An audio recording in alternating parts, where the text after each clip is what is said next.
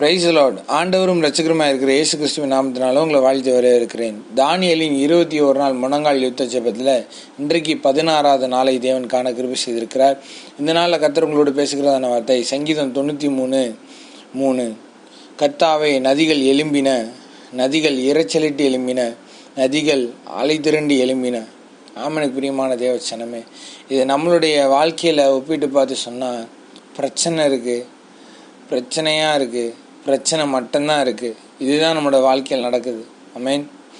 இந்த நாளில் ஆண்டவர் உங்களோட வாழ்க்கையை சொல்கிறாரு, பிரச்சனையை பெருசாக பார்க்காதீங்க, கர்த்தரை பாருங்க. பிரச்சனை ஒன்றுமே பெருசாக தெரியாது. அந்த பிரச்சனை மேற்கொள்கிற பலன் அவர் உங்களுக்கு கொடுப்பார். அவர் நம்மளுக்கு பரிசுத்த ஆவியானவரை கொடுத்துருக்கிறதன் நோக்கம் என்னன்னா, நம்ம நல்ல ஒரு வெற்றியுள்ள வாழ்க்கையை வாழ்வதற்கு என்று சொல்லி தான். நம்ம தான் நம்முடைய வாழ்க்கையில் எல்லா காரியங்களையும் நம்மளோட ஞானத்திலையும் நமக்கு தெரிஞ்ச நபர்கள் மூலியமாக, நம்மளுடைய முன்னோர்கள், நம்மளுடைய வீட்டில் பெரியவங்கள பேச்சை கட்டிட்டு நம்ம முயற்சி பண்ணுறோம். ஆனால் ஒரு நேர்த்தியான ஒரு ஆசீர்வாதத்துக்குள்ளே நம்ம போகலை.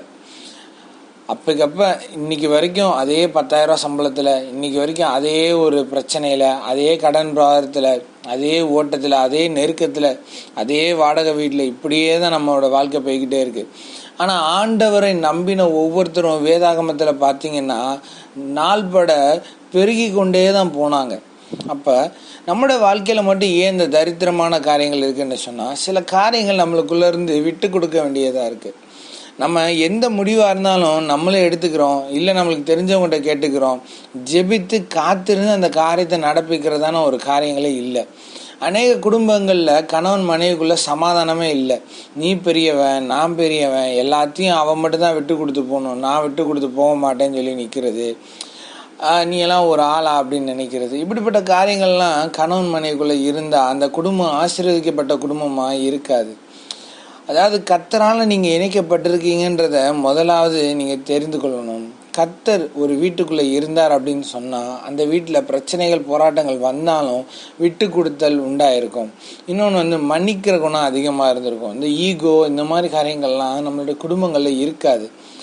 ஆண்டவர் நம்மளோட வாழ்க்கையில் எல்லா காரியங்களும் நம்மளோட வாழ்க்கையில் அற்புதமாய் அதிசயமாய் தான் நடத்திட்டு இருக்காரு. ஆனால் ஒரு சில குடும்பங்களில் இந்த பிரச்சனைகள் எல்லாம் மாறுறதில்லை. காரணம் விட்டு கொடுக்காத தன்மை. நாம் நம்முடைய சுயம் சாகும்படியாக விட்டு கொடுக்கலன்னா நம்ம வாழ்க்கையில் எதுவுமே மாறாது. நம்முடைய கையின் பிரயாசமும் வாய்க்காது, நம்முடைய ஆசீர்வாதங்களும் நம்ம கைகளில் இருக்காது. இந்த காலை வேளையில் ஆண்டவர் உங்களுடைய குடும்ப வாழ்க்கையில் ஒரு அற்புதத்தை செய்யணும் அப்படின்னு சொன்னால், உங்கள் குடும்பம் முன்னேறி வரணும் என்று சொன்னால், உங்கள் சுயம் சாகும்படியாக தேவ சமூகத்தில் விட்டு கொடுங்க. கர்த்தர் நிச்சயம் உங்கள் அற்புதங்களை செய்வார். உங்களுக்கு சாதகமான பேச்சுக்களை பேசும்படியாக மனிதர்களை எதிர்பார்க்காதீங்க. உங்களுக்கு சாதகமான காரியங்களை கர்த்தர் செய்வார். ஆனால் நீங்கள் அவருடைய வசனத்துக்கு சாதகமாக உங்களை ஒப்பு கொடுத்தீங்கன்னா மாத்திரம்தான் அந்த காரியங்களை கர்த்தர் செய்வார். ஆமென். நம் ஜெபிப்போம். அன்பின் பரலோக தகப்பனே, இந்த நல்ல வேலையை நன்றி செலுத்துகிறோம்ப்பா. ஆண்டவரே, நீர் இணைத்த குடும்பங்கள், அநேக குடும்பங்கள் உண்டு ஆண்டவரே.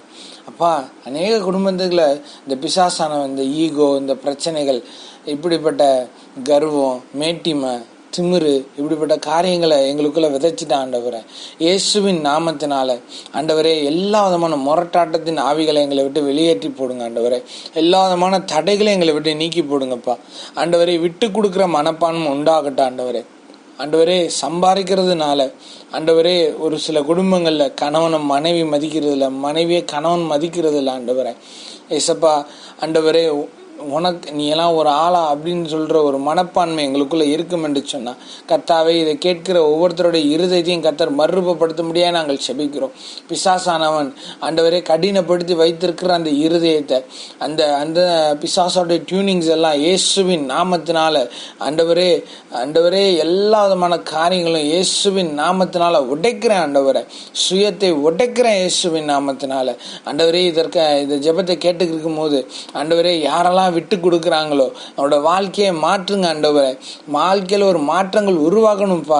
இது நிமித்தம் ஆண்டவரே, பிள்ளைகளோட வாழ்க்கை ஆண்டவரே திசை திருப்பப்படாதபடிக்கு இயேசுவின் நாமத்தினால சந்தோஷமும் சமாதானமும் உண்டாயிருக்கும்படியா நான் செபிக்கிறேன்ப்பா.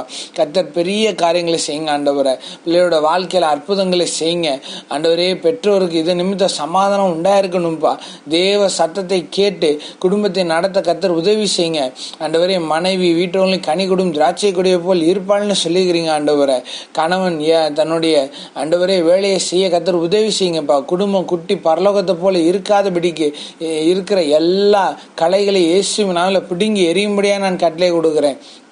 ஆசிரியனாக இயேசுவின் நாமத்தினால குடும்ப பிரச்சனைகள், குடிவெறியின் ஆவிகள் இயேசுவின் நாமத்தினால வெளியேறி போவதான்னு சொல்லி நான் செபிக்கிறேன். இயேசுவின் நாமத்தினால கணவன் அன்பு, மனைவியின் அன்பு உண்டாகும்படியாக நான் செபிக்கிறேன் ஆண்டவரே. இயேசுவின் நாமத்தினால விட்டு கொடுக்கிற தன்மை உண்டாயிருக்கும்படியாக நான் செபிக்கிறேன் ஆண்டவரே. ஆண்டவரே, சுயத்திற்கு சாதகமான மனிதர்களோடு இவர்கள் சேராதபடிக்கு இயேசுவின் நாமத்தினால ஒரு விட்டு கொடுக்கிற மனப்பான்மை உண்டாகும்படியாக நான் கட்டளை கொடுக்கிறேன். இயேசுவின் நாமத்தினால, இயேசுவின் நாமத்தில் மறுரூபத்தின் இருதயத்தை கர்த்தர் கொடுக்கும்படியாக நான் செபிக்கிறேன் ஆண்டவரே. வாழ்க்கையில் இந்த தரித்திரத்தின் சூழ்நிலைகள் மாறும்படியாக கர்த்தருடைய ஆவியானவர் அவருடைய குடும்பங்களை கர்த்தர் ஆளுகை செய்யும்படியாக நாங்கள் செபிக்கிறோம்ப்பா. கர்த்தர் பெரிய காரியங்களை செய்யுங்க ஆண்டவரே. ஆண்டவரே, வருகிற நாட்களில் சாட்சி கேட்க இந்த நாளிலே ஒரு மாற்றத்தை காண கர்த்தர் கிருபை செய்வீராக. இயேசுவின் நாமத்தின் நல்ல பிதாவே, ஆமென்.